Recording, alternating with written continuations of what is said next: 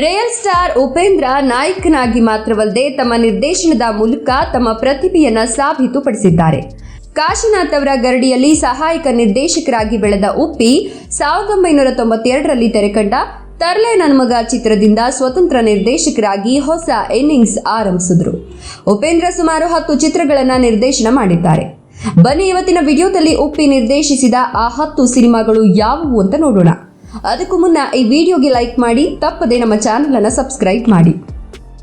ತರ್ಲೆ ನನ್ನ ಮಗ 1992ರಲ್ಲಿ ತೆರೆಕಂಡ ತರ್ಲೆ ನನ್ನ ಮಗ ಉಪೇಂದ್ರ ಅವರು ಸ್ವತಂತ್ರ ನಿರ್ದೇಶಕರಾಗಿ ಚಿತ್ರರಂಗಕ್ಕೆ ಪಾದಾರ್ಪಣೆ ಮಾಡಿದ ಮೊದಲ ಚಿತ್ರ. ಕಾಶಿನಾಥ್ ಅವರ ಗರಡಿಯಿಂದ ಹೊರಬಂದ ತಕ್ಷಣವೇ ಉಪೇಂದ್ರ ಅವರು ತಮ್ಮ ವಿಶಿಷ್ಟ ಹಾಸ್ಯ ಪ್ರಜ್ಞೆ ಮತ್ತು ವಿಡಂಬನಾತ್ಮಕ ಶೈಲಿಯನ್ನ ಈ ಚಿತ್ರದ ಮೂಲಕ ಪರಿಚಯಿಸಿದ್ರು. ಈ ಚಿತ್ರವು ನಟ ಜಗ್ಗೇಶ್ ಅವರಿಗೆ ನಾಯಕನಾಗಿ ಚಿತ್ರರಂಗದಲ್ಲಿ ಬಹುದೊಡ್ಡ ಬ್ರೇಕ್ ಹಾಗೂ ಅಭೂತಪೂರ್ವ ಯಶಸ್ಸನ್ನು ತಂದುಕೊಡ್ತು. ಅಲ್ಲಿಯವರೆಗೂ ಪೋಷಕ ಪಾತ್ರಗಳಲ್ಲಿ ನಟಿಸುತ್ತಿದ್ದ ಜಗ್ಗೇಶ್ ಅವರನ್ನ ಸ್ಟಾರ್ ನಟನಾಗಿ ರೂಪಿಸಿದ ಕೀರ್ತಿ ಉಪೇಂದ್ರ ಅವರಿಗೆ ಸಲ್ತದೆ. ಅಪ್ರಕಟಿತ ಪ್ರತಿಭೆಯಾಗಿದ್ದ ಉಪ್ಪಿ ಸಿನಿಮಾ ಮೇಕಿಂಗ್ನಲ್ಲಿ ತಾವು ಎಷ್ಟು ಭಿನ್ನ ಎಂಬುದನ್ನು ಮೊದಲ ಚಿತ್ರದಲ್ಲೇ ಸಾಬೀತುಪಡಿಸಿದ್ರು. 1993ರಲ್ಲಿ ತೆರೆಕಂಡ ಉಶ್ ಚಿತ್ರವು ಕನ್ನಡ ಚಿತ್ರರಂಗದ ಇತಿಹಾಸದಲ್ಲೇ ಅತ್ಯಂತ ವಿಭಿನ್ನ ಮತ್ತು ಯಶಸ್ವಿ ಸಸ್ಪೆನ್ಸ್ ಥ್ರಿಲ್ಲರ್ ಚಿತ್ರವಾಗಿ ಗುರುತಿಸಿಕೊಂಡಿದೆ. ಹಾರರ್ ಮತ್ತು ಸಸ್ಪೆನ್ಸ್ ಅಂಶಗಳನ್ನು ಸಮ ಪ್ರಮಾಣದಲ್ಲಿ ಬೆರೆಸಿ ಪ್ರೇಕ್ಷಕರನ್ನ ಸೀಟಿನ ತುದಿಗೆ ತಂದು ನಿಲ್ಲಿಸಿದ ಹೆಗ್ಗಳಿಕೆ ಈ ಚಿತ್ರದ್ದು. ವಿಶೇಷ ಅಂದ್ರೆ ಉಪೇಂದ್ರ ಅವರು ತಮ್ಮ ಗುರುಗಳಾದ ಕಾಶಿನಾಥ್ ಅವರಿಗೆ ಈ ಚಿತ್ರದಲ್ಲಿ ಒಂದು ಪ್ರಮುಖ ಪಾತ್ರವನ್ನ ನೀಡಿ ನಿರ್ದೇಶನ ಮಾಡಿದ್ರು. ಇದೇ ಚಿತ್ರದ ಮೂಲಕ ನಟನಾಗಿ ಮತ್ತು ಪ್ರಖ್ಯಾತ ಸಂಗೀತ ನಿರ್ದೇಶಕನಾಗಿ ಸಾಧು ಕೋಕಿಲ ಅವರು ಕನ್ನಡ ಚಿತ್ರರಂಗಕ್ಕೆ ಪಾದಾರ್ಪಣೆ ಮಾಡಿದ್ರು. ಇಂದಿಗೂ ಈ ಚಿತ್ರದ ಹಿನ್ನೆಲೆ ಸಂಗೀತ ಮತ್ತು ಚಿತ್ರಕಥೆ ಹೊಸ ನಿರ್ದೇಶಕರಿಗೆ ಒಂದು ಪಠ್ಯ ಪುಸ್ತಕದಂತಿದೆ. ಓಂ 1995ರಲ್ಲಿ ತೆರೆಕಂಡ ಓಂ ಕೇವಲ ಒಂದು ಸಿನಿಮಾವಲ್ಲ, ಅದು ಕನ್ನಡ ಚಿತ್ರರಂಗದ ಇತಿಹಾಸದ ಸಾರ್ವಕಾಲಿಕ ಮೈಲಿಗಲ್ಲು. ಹ್ಯಾಟ್ರಿಕ್ ಹೀರೋ ಶಿವರಾಜ್ ಕುಮಾರ್ ಅಭಿನಯದ ಈ ಚಿತ್ರ ಬೆಂಗಳೂರಿನ ಭೂಗತ ಲೋಕದ ಕರಾಳ ಮುಖ ಹಾಗೂ ರೌಡಿಸಂನ ನೈಜತೆಯನ್ನ ಮೊದಲ ಬಾರಿಗೆ ವಿಸ್ತೃತವಾಗಿ ಬೆಳ್ಳಿ ತೆರೆಯ ಮೇಲೆ ಪ್ರದರ್ಶಿಸಿತು. ಈ ಚಿತ್ರದ ಮತ್ತೊಂದು ದೊಡ್ಡ ಸಾಹಸ ಅಂದ್ರೆ ಅಂದಿನ ಕಾಲದ ನಿಜವಾದ ರೌಡಿಗಳಾದ ತನ್ವೀರ್, ಜೇಡರಹಳ್ಳಿ ಕೃಷ್ಣ ಸೇರಿದಂತೆ ಹಲವರನ್ನ ಚಿತ್ರದ ಪ್ರಮುಖ ಪಾತ್ರಗಳಲ್ಲಿ ನಟಿಸುವಂತೆ ಮಾಡಿತ್ತು. ಪ್ರೀತಿ ಮತ್ತು ಹಿಂಸೆಯ ನಡುವಿನ ಸಂಘರ್ಷವನ್ನ ಅದ್ಭುತವಾಗಿ ಚಿತ್ರಿಸಿದ ಓಂ ಚಿತ್ರಮಂದಿರಗಳಲ್ಲಿ ಅತಿ ಹೆಚ್ಚು ಬಾರಿ ಮರುಬಿಡುಗಡೆಯಾದ ಚಿತ್ರವಾಗಿ ಲಿಮ್ಕಾ ದಾಖಲೆ ಬರೆದಿದೆ. ಆಪರೇಷನ್ ಅಂತ 1995ರಲ್ಲಿ ತೆರೆಕಂಡ ಆಪರೇಷನ್ ಅಂತ ಚಿತ್ರದ ಮೂಲಕ ಉಪೇಂದ್ರ ಅವರು ರೆಬಲ್ ಸ್ಟಾರ್ ಅಂಬರೀಶ್ ಅವರಿಗೆ ಆಕ್ಷನ್ ಕಟ್ ಹೇಳಿದ್ರು. ಇದು ಅಂಬರೀಶ್ ಅವರ ವೃತ್ತಿ ಜೀವನದ 1981ರ ಬ್ಲಾಕ್ ಬಸ್ಟರ್ ಚಿತ್ರವಾದ ಅಂತ ಸಿನಿಮಾದ ಮುಂದುವರೆದ ಭಾಗವಾಗಿತ್ತು. ರಾಜಕೀಯ ವ್ಯವಸ್ಥೆ ಮತ್ತು ಭ್ರಷ್ಟಾಚಾರದ ವಿರುದ್ಧದ ಆಕ್ರೋಶವನ್ನ ಈ ಚಿತ್ರದಲ್ಲಿ ತೀವ್ರವಾಗಿ ತೋರಿಸಲಾಗಿತ್ತು.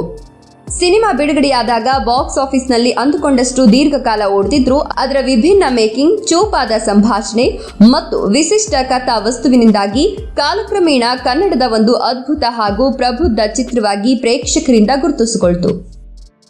ಸ್ವಸ್ತಿಕ್ 1998ರಲ್ಲಿ ತೆರೆಕಂಡ ಸ್ವಸ್ತಿಕ್ ಚಿತ್ರವು ರಾಘವೇಂದ್ರ ರಾಜ್ಕುಮಾರ್ ನಾಯಕತ್ವದಲ್ಲಿ ಮೂಡಿಬಂದ ಒಂದು ಪ್ರಮುಖ ಆಕ್ಷನ್ ಡ್ರಾಮಾ.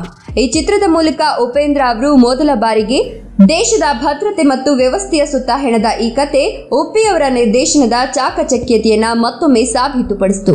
ವಿಶೇಷ ಅಂದ್ರೆ ಉಪೇಂದ್ರ ಅವರು ಬೇರೆ ನಟರನ್ನ ಪ್ರಧಾನ ನಾಯಕರನ್ನಾಗಿಟ್ಟುಕೊಂಡು ನಿರ್ದೇಶಿಸಿದ ಕೊನೆಯ ಚಿತ್ರ ಇದಾಗಿದೆ. ಇದರ ನಂತರ ಅವರು ಸ್ವತಃ ತಾವೇ ನಾಯಕನಾಗಿ ನಟಿಸಲು ಆರಂಭಿಸಿದ್ರು. 1998ರಲ್ಲಿ ತೆರೆಕಂಡ ಎ ಚಿತ್ರವು ಉಪೇಂದ್ರ ಅವರ ವೃತ್ತಿ ಜೀವನಕ್ಕೆ ಒಂದು ಹೊಸ ತಿರುವು ನೀಡಿತು. ಯಾಕಂದ್ರೆ ಈ ಚಿತ್ರದ ಮೂಲಕ ಉಪೇಂದ್ರ ಅವರು ಕೇವಲ ನಿರ್ದೇಶಕನಾಗಿ ಮಾತ್ರವಲ್ಲದೆ ಪೂರ್ಣ ಪ್ರಮಾಣದ ನಾಯಕ ನಟನಾಗಿ ಪ್ರೇಕ್ಷಕರ ಮುಂದೆ ಬಂದರು.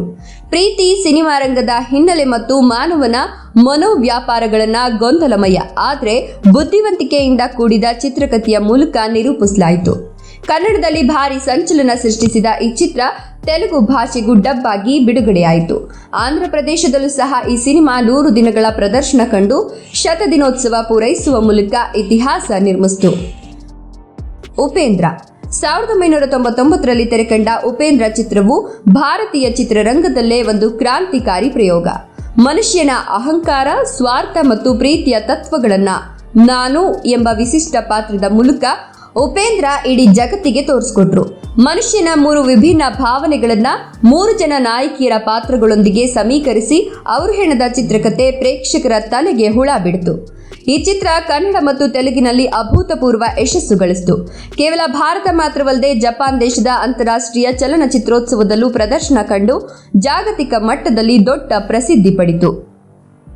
ಸೂಪರ್ ಉಪೇಂದ್ರ ಚಿತ್ರದ ನಂತರ ನಾಯಕ ನಟನಾಗಿ ಸಾಲು ಸಾಲು ಸಿನಿಮಾಗಳಲ್ಲಿ ಬ್ಯುಸಿಯಾಗಿದ್ದ ಉಪ್ಪಿ ಬರೋಬ್ಬರಿ 10 ವರ್ಷಗಳ ಸುದೀರ್ಘ ವಿರಾಮದ ನಂತರ ಮತ್ತೆ ನಿರ್ದೇಶನದ ಕ್ಯಾಪ್ ತೊಟ್ಟು ಮೂಡಿಸಿದ ಚಿತ್ರವೇ ಸೂಪರ್. ಕೇವಲ ಒಂದು ಚಿಹ್ನೆಯನ್ನ ಚಿತ್ರದ ಶೀರ್ಷಿಕೆಯನ್ನಾಗಿ ಬಳಸಿ ಕುತೂಹಲ ಮೂಡಿಸಿದ್ದ ಈ ಚಿತ್ರದಲ್ಲಿ ಉಪೇಂದ್ರ ಅವರು ಭಾರತ ದೇಶವು 2030ರಲ್ಲಿ ಹೇಗೆ ಜಾಗತಿಕ ಮಟ್ಟದಲ್ಲಿ ಮುಂಚೂಣಿಗೆ ಬರಬಹುದು ಅನ್ನೋ ಅದ್ಭುತ ಕಲ್ಪನೆಯನ್ನ ತೋರಿಸಿದ್ರು. ದೇಶಭಕ್ತಿ, ರಾಜಕೀಯ ಸುಧಾರಣೆ ಹಾಗೂ ನಾಗರಿಕರ ಜವಾಬ್ದಾರಿಯನ್ನ ಕಮರ್ಷಿಯಲ್ ಆಗಿ ಹೇಳಿದ ಈ ಸಿನಿಮಾ ಬಾಕ್ಸ್ ಆಫೀಸ್ನಲ್ಲಿ ಭರ್ಜರಿ ಕಮಾಯಿ ಮಾಡಿತು. ಯುಐ ರಿಯಲ್ ಸ್ಟಾರ್ ಉಪೇಂದ್ರ ಅವರ ನಿರ್ದೇಶನದಲ್ಲಿ ಮೂಡಿಬಂದಿರುವ ಮತ್ತೊಂದು ಅತ್ಯಂತ ಮಹತ್ವಾಕಾಂಕ್ಷೆಯ ಮತ್ತು ತಾಂತ್ರಿಕವಾಗಿ ಮುಂಚೂಣಿಯಲ್ಲಿರುವ ಚಿತ್ರ ಯುಐ. ಉಪ್ಪಿ 2 ಬಿಡುಗಡೆಯಾದ ದೀರ್ಘ ವರ್ಷಗಳ ನಂತರ ಉಪೇಂದ್ರ ಅವರು ಮತ್ತೆ ನಿರ್ದೇಶನದ ಕ್ಯಾಪ್ ತೊಟ್ಟು ಸಿದ್ಧಪಡಿಸಿದ ಈ ಸಿನಿಮಾ ಸ್ಯಾಂಡಲ್ವುಡ್ನಲ್ಲಿ ತಂತ್ರಜ್ಞಾನದ ಹೊಸ ದಿಗಂತವನ್ನು ತೆರೆದಿದೆ. ತಾಂತ್ರಿಕವಾಗಿ ಯುಐ ಅಂದರೆ ಯೂಸರ್ ಇಂಟರ್ಫೇಸ್ ಎಂಬ ಅರ್ಥ ಇದ್ರೂ ಉಪೇಂದ್ರ ಅವರು ಮನುಷ್ಯನ ಅಸ್ತಿತ್ವ, ಇಂದಿನ ಸಮಾಜ ಮತ್ತು ನಮ್ಮ ಭ್ರಮಾಲೋಕವನ್ನ ವಿಶಿಷ್ಟ ಕಥಾ ವಸ್ತುವಿನ ಮೂಲಕ ಇಲ್ಲಿ ಪ್ರಶ್ನಿಸಿದ್ದಾರೆ. ಈ ಚಿತ್ರದ ದೃಶ್ಯಾವಳಿಗಳನ್ನು ಜಾಗತಿಕ ಮಟ್ಟಕ್ಕೆ ಕೊಂಡೊಯ್ಯಲು ಅತ್ಯಾಧುನಿಕ ವರ್ಚುವಲ್ ಪ್ರೊಡಕ್ಷನ್ ತಂತ್ರಜ್ಞಾನ ಹಾಗೂ ಕೃತಕ ಬುದ್ಧಿಮತ್ತೆಯನ್ನ ಅಂದರೆ ಎಐ ಅನ್ನ ಭಾರಿ ಪ್ರಮಾಣದಲ್ಲಿ ಬಳಸಿಕೊಳ್ಳಲಾಗಿದ್ದು, ಚಿತ್ರದ ಪ್ರಚಾರದ ಹಂತದಲ್ಲೂ ಕೇವಲ ಸೌಂಡ್ ಟ್ರ್ಯಾಕ್ ಆಧರಿಸಿದ ಕತ್ತಲೆಯ ಟೀಸರ್ ಬಿಡುಗಡೆ ಮಾಡಿ ಪ್ರೇಕ್ಷಕರ ಕಲ್ಪನಾ ಶಕ್ತಿಗೆ ಸವಾಲು ಹಾಕಲಾಗಿತ್ತು. ಒಟ್ಟಾರೆಯಾಗಿ ಯುಐ ಸಿನಿಮಾ ಉಪೇಂದ್ರ ಅವರ ವಿಭಿನ್ನ ಯೋಚನಾ ಶೈಲಿ ಮತ್ತು ಆಧುನಿಕ ತಂತ್ರಜ್ಞಾನದ ಸಮ್ಮಿಲನಕ್ಕೆ ಹಿಡಿದ ಅದ್ಭುತ ಕನ್ನಡಿಯಾಗಿದೆ. ಇದಿಷ್ಟು ರಿಯಲ್ ಸ್ಟಾರ್ ಉಪೇಂದ್ರ ಅವರು ಕನ್ನಡ ಚಿತ್ರರಂಗಕ್ಕೆ ನೀಡಿದ 10 ಅದ್ಭುತ ಕಲ್ಪನೆಯ ನಿರ್ದೇಶನದ ಸಿನಿಮಾಗಳ ಸುದೀರ್ಘ ನೋಟ. ಸಿನಿಮಾ ಮೇಕಿಂಗ್ನ ಪ್ರತಿಯೊಂದು ಹಂತದಲ್ಲೂ ತಮ್ಮದೇ ಆದ ಮುದ್ರೆ ಒತ್ತಿರುವ ಉಪೇಂದ್ರ ಅವರ ಈ ಸಿನಿಮಾಗಳಲ್ಲಿ ನಿಮ್ಮ ಮನಸ್ಸಿಗೆ ಅತ್ಯಂತ ಹತ್ತಿರವಾದ ಹಾಗೂ ನೀವು ಅತಿ ಹೆಚ್ಚು ಇಷ್ಟಪಟ್ಟ ಚಿತ್ರ ಯಾವುದು? ತಪ್ಪದೇ ಕಮೆಂಟ್ ಮಾಡಿ ತಿಳಿಸಿ.